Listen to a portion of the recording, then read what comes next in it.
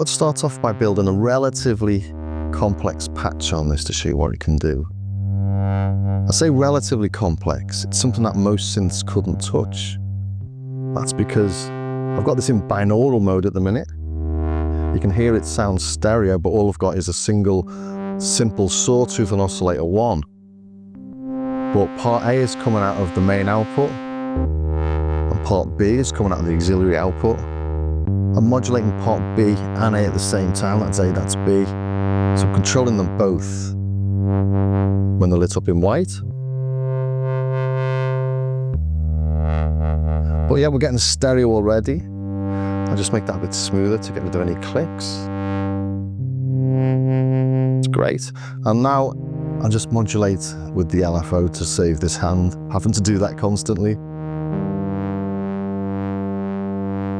And you can hear there's a difference between the phase of the LFO on part A and part B, which is giving us that lovely stereo effect. You could change that so they synced in time with each other and re-triggered on the key, but I like this modulation. Let's have the second oscillator, make it a bit richer. So oscillator 2 there, sawtooth, and that's a fifth above, so 7 semitones. Now let's, like I was playing with that frequency before and doing different things, let's modulate LFO1 with LFO2. LFO2 is a square, if we come to the mod matrix, LFO1 is being modulated by LFO2, let's turn that up.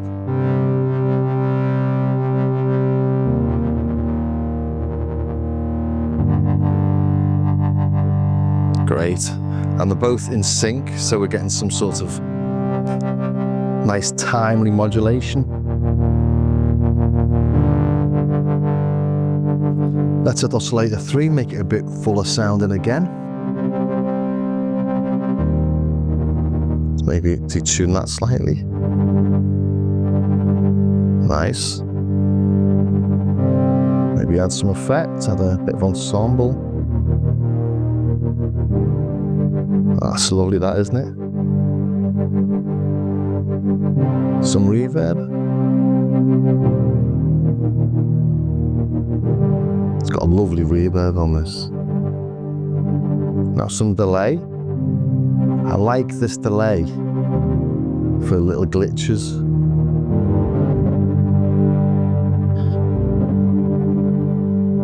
We'll hear that better if I put oscillator 3 an octave higher.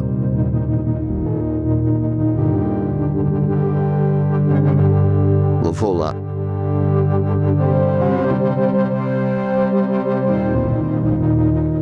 So it's already quite a complex patch.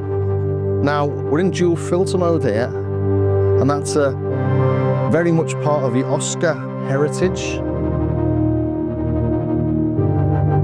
Chris Huggett designed it, brought it from the Oscar to this, so the peak doesn't have it, but this does. And we can separate the two filter cutoff frequencies. They're in dual parallel low pass 12 dB mode at the minute, but there's loads of other ones. So let's modulate the filter frequency, but do it using the separation, make it a little bit more subtle than normal. So I'm going to use modulation envelope 2 to modulate the amount of difference, or the difference between the two filter cutoffs.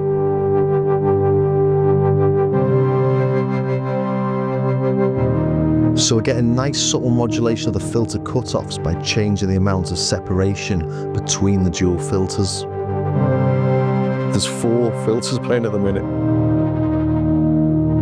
And because they're analog, it's all slightly different. Lovely and rich sounding. Let's loop that actually.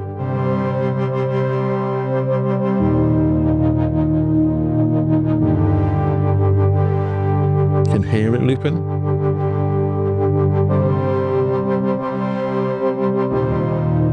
Nice, let's add some noise, some texture.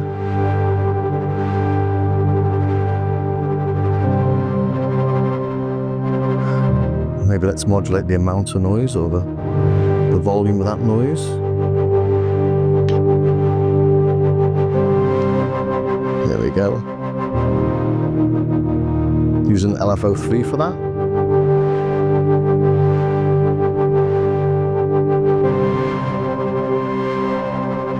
So relatively complex. We're using 3 LFOs, we're using amp envelope, and we're using mod envelope 2 that's looped. We've got these effects running. We're modulating LFO 1 with LFO 2.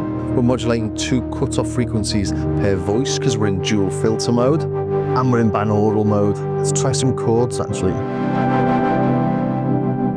Oh, that's nice.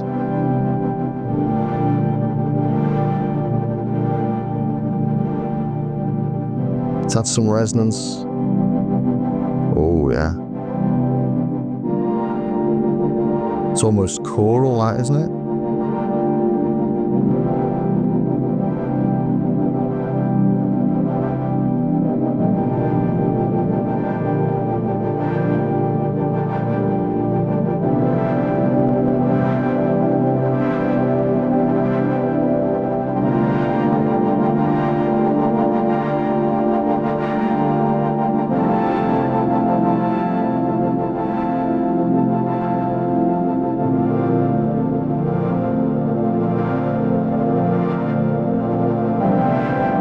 Beautiful, beautiful. Love all this. Let's add low the reverb. As I said, reverb's really cool.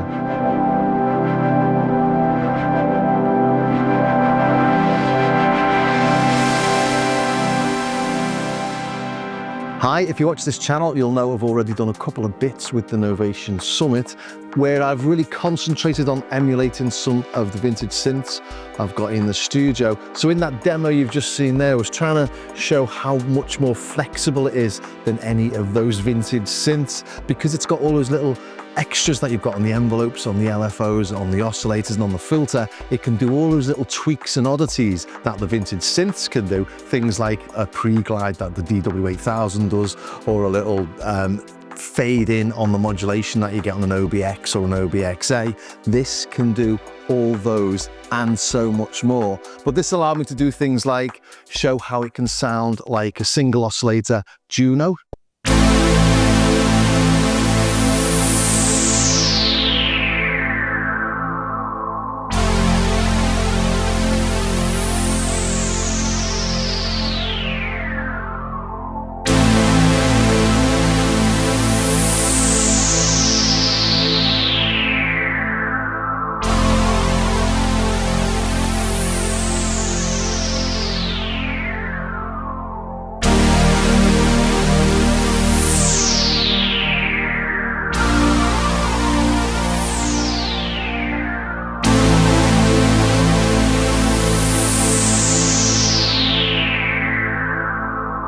I've also showed how it can do 2 oscillator Oberheim style tones.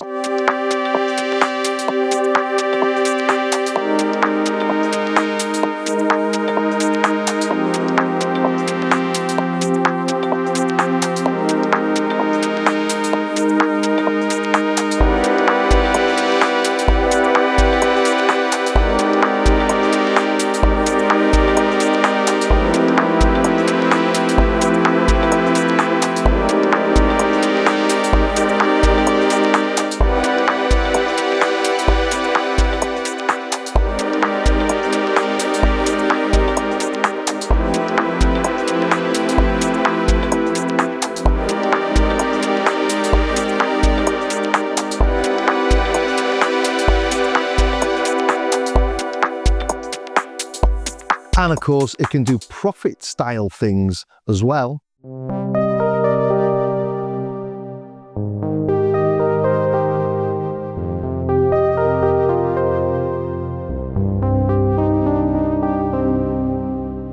And then it can go into mono territory, and with those 3 oscillators it can sound a bit like a Minimoog. So here's a couple of my favorite Minimoog tones.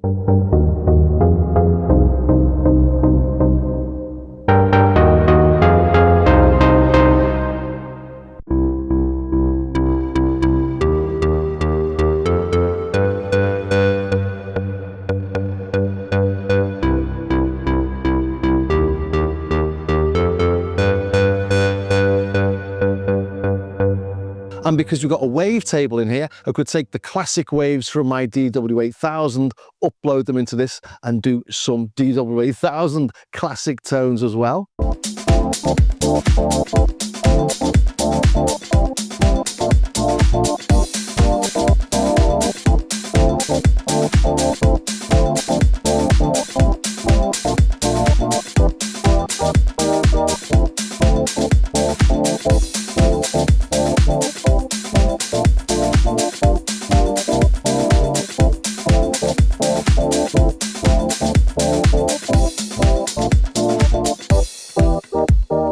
And the wavetables also allow you to do stuff that this isn't set up to do, like adding different waves. So things like the Prophet 5 and the Oberheim X, the Oberheim XA, you can have a sawtooth and a square at the same time. You can't do this on the oscillators on this unless you sample your Oberheim or your Prophet and put those waves into this.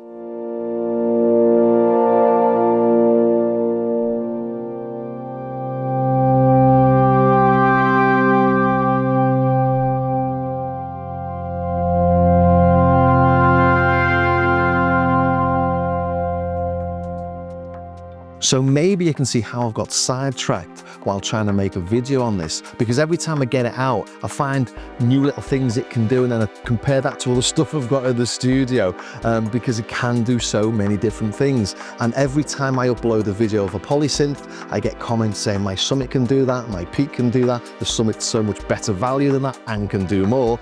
So yeah, time to make a video just concentrating on the Summit, because it does take a little bit of a backseat. There's always a shiny new product to look at, but this has been out and quietly infiltrating studios since 2018, and people have got a vast amount of love for it, and I can see why.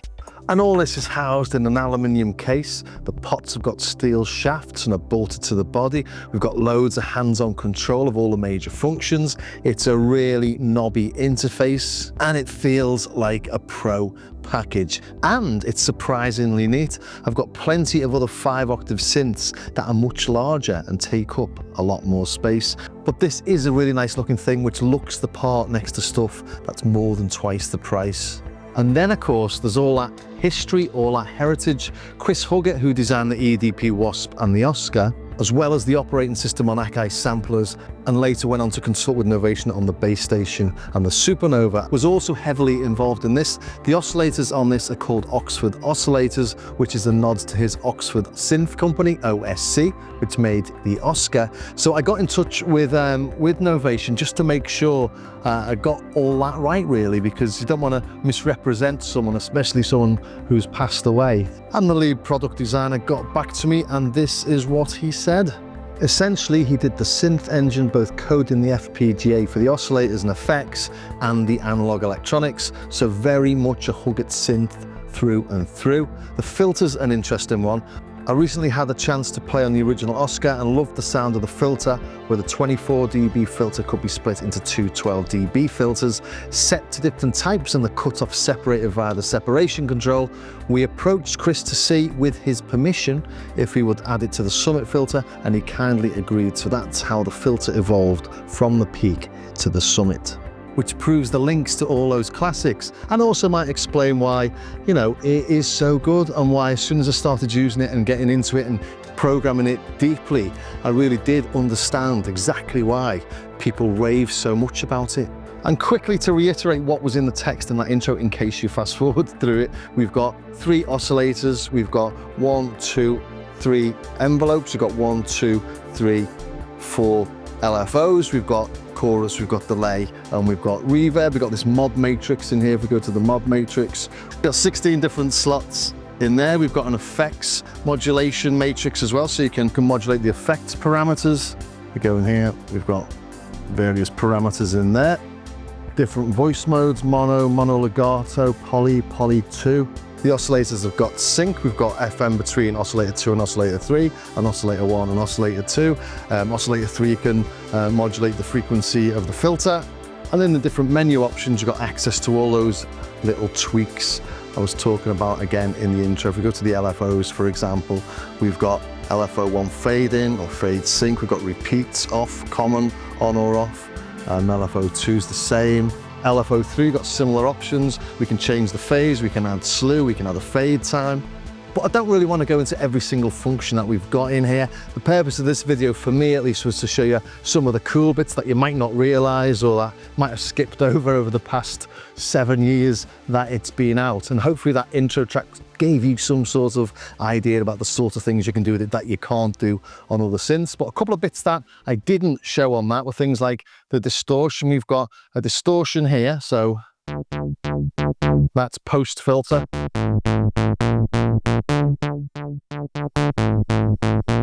Sounds meaty, that, doesn't it? Still in that binaural mode, by the way. Then we've got an overdrive going into the filter. This is analog, by the way. It's more subtle going into the filter. Let's bring oscillator 3 in as well.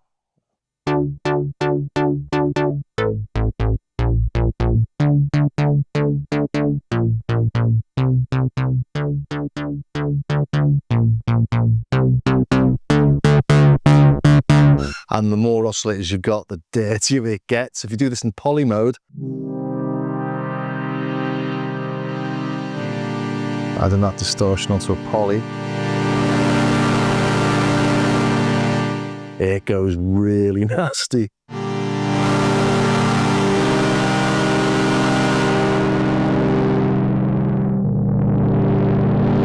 So that's some overdrive as well. Resonance.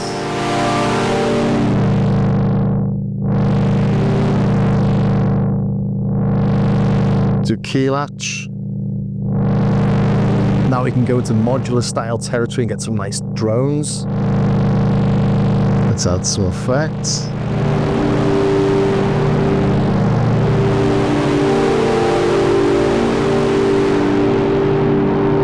I just wanted to show really there that you can take it from being nice to being nasty. I don't think I see many things with it sounding nasty, but it can definitely do it. We've also got a post filter drive on it. If you go into the menu on the voice and filter section, so post filter drive. So let's take all these overdrives and distortions off. So you're adding an overdrive there after the filter, and that's on top of the distortion and on top of the overdrive.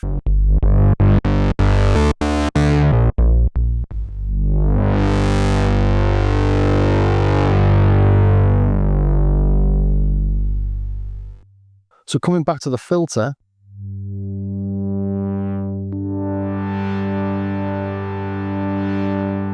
got the low pass mode, and we bring in the resonance. We can emulate loads of synths with this. Just don't take the resonance up too high for some of them. But watch my other demos for that.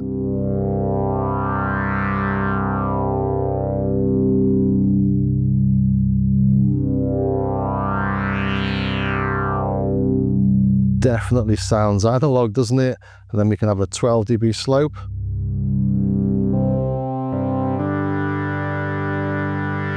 Let's take you into more of the Oberheim territory.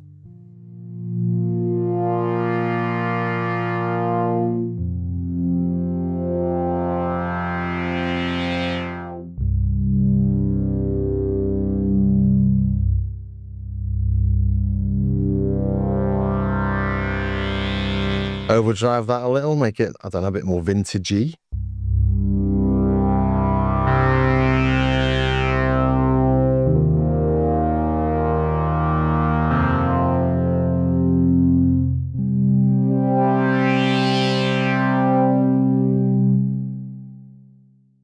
So the first time that Chris Huggett used filter separation was back in the 80s with the Oscar. So you got two pole filters. And when there's no separation, they're at the same cutoff frequency and you get 4-pole filtering.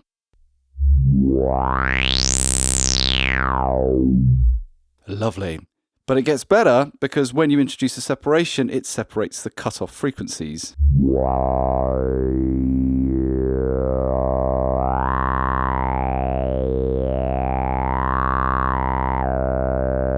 And that is particularly potent when you use bandpass filtering.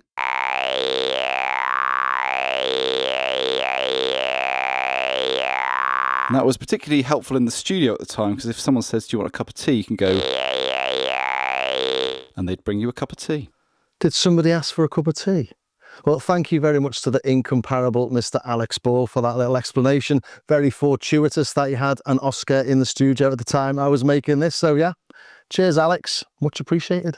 So now you've seen the original concept of the dual filter on the Oscar, let's take a look at it on the Summit itself. So dual filter mode, if we go into the voice and filter settings, we can see we've got low pass into a high pass here, and the filter frequency separation is at -2. Let's just put that at 0 for now. So the low pass and the high pass. Are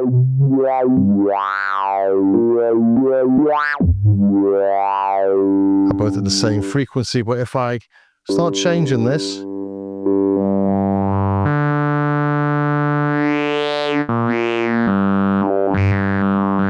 we can get really interesting vowel type tones and stuff.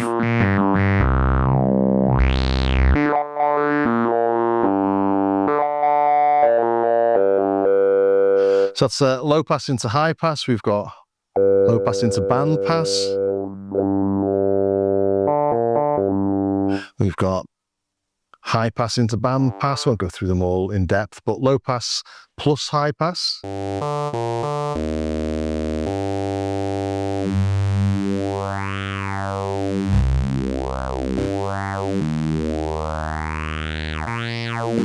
That's in parallel. Whoops.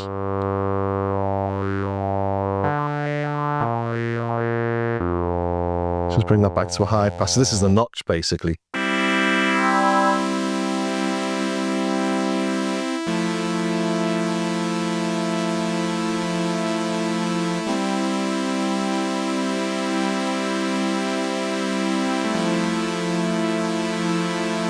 So you can do those SEM style things, get nice vowel type stuff from it.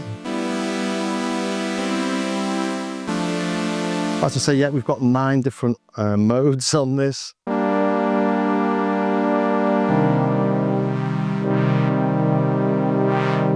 So that's modulating both the filters. And then this is changing the separation of the cutoffs.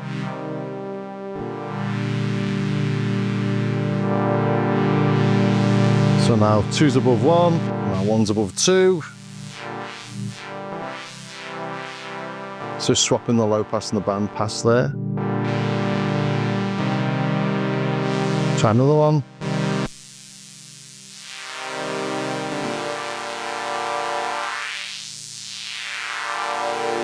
So there's just absolutely loads of different things to go playing with. That intro track thing was low pass and low pass, so 2 low passes.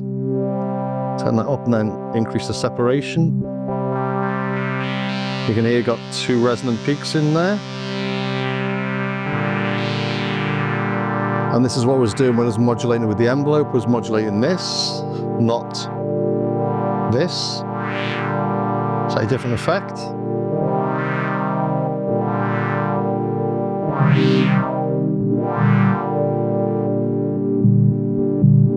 It's a really interesting little thing, something the Peak doesn't have.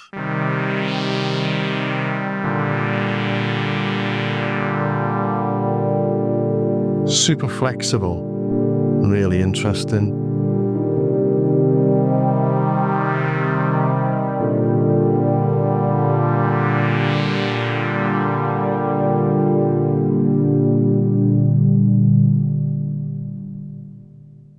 Putting it into mono mode, I'm going into the voice menu. Page 1, we can add voices. So let's have a voice unison. And then if we go into the filter pages, we can diverge them.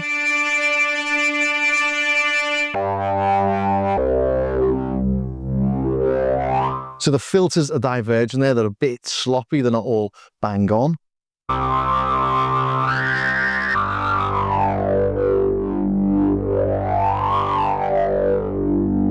Just turn that down and then show you that we do have Unison Detune.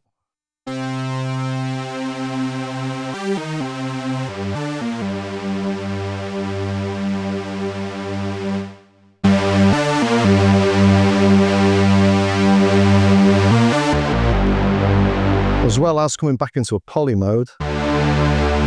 Let's turn that down to 1. Holly mode. Play a chord. The oscillators, we can diverge them.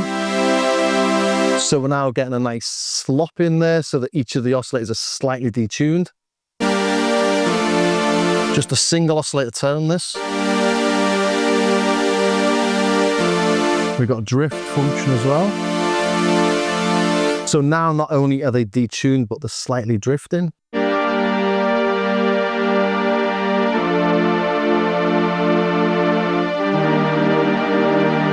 So you can make it sound so sloppy it's broken. And that's part of the joy of the FPGA oscillators as well, because they are very precise. You know, they clock at billions of hertz. It's in gigahertz, is it? Millions of hertz, not billions. Anyway, you know, compared to something that's 44 kilohertz or 96 kilohertz, these don't end up with any of that weird aliasing, which is nice on some old 80s synths, but not something that you necessarily want if you want that sort of pure vintage analog tone. But if you do have the pure vintage analog tone, you will have on any vintage analog synth that little bit of slop, that little bit of drift, and this does it really well. So much so, it sounds like it needs a service.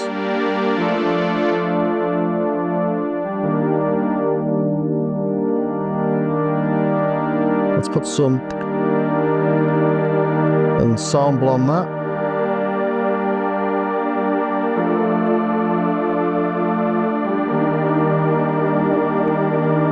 It's starting to sound a little bit like a broken Poly 6. Never did a Poly 6 demo with it, did I? But it does do the Poly 6 thing as well. And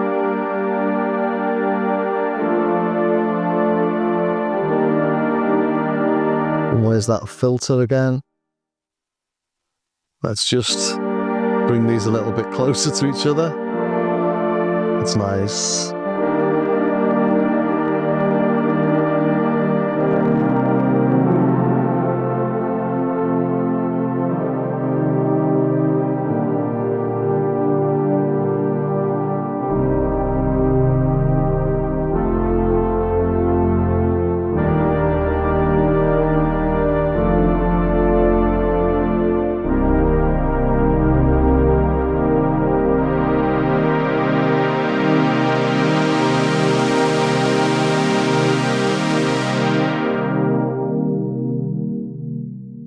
So as you play with this and experiment with it, you can find it can do all sorts of things, hence why it's taken me ages to get this video sorted. For initialize the patch, and that's one of my favorite buttons on any synth ever. Just wanted to show you the wavetable. So if you come into here, we've got wave, we've got more. If we go into the oscillator menu, we've got different wavetables in here.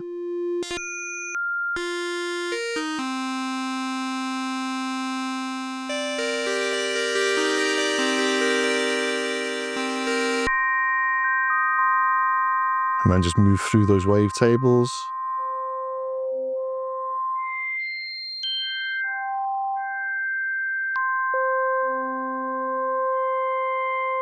Let's add some big reverb to that, actually. That's cool, isn't it?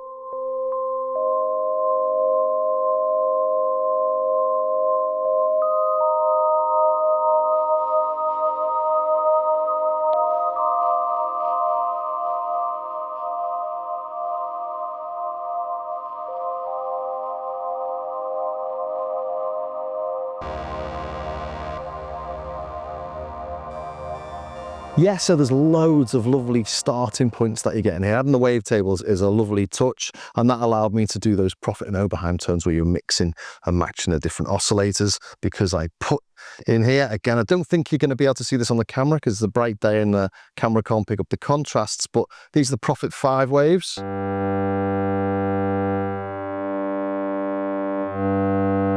Different combinations of the triangle, the sawtooth and the square. So there's 5 waves there and it's interpolating between them, so you can modulate between them.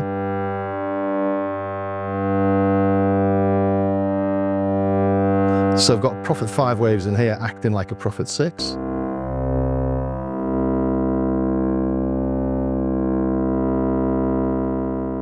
So again, I'm being flexible. It's got Prophet 5 style stuff. It's got Oberheim style stuff, as I showed in the intro. But yeah, it just really amazes me how much you can do with it once you start digging in.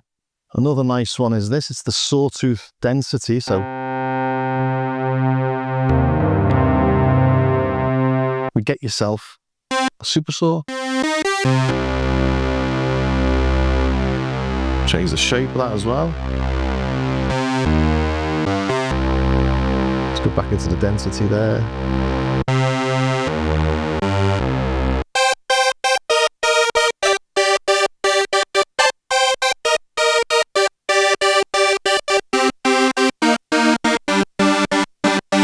For all your trance needs, let's add a huge reverb to that. Let's turn it down for a second. That's the biggest we can do. Whoops.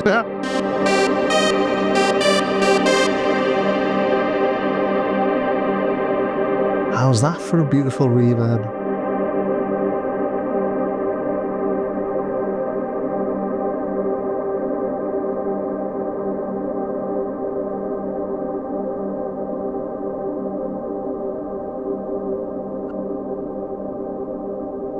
Well, I think that brings me to everything I wanted to show. A quick whirlwind tour of it, because there's plenty of videos already out there. Yeah, so brings me to the end, I think, of what I was going to demo.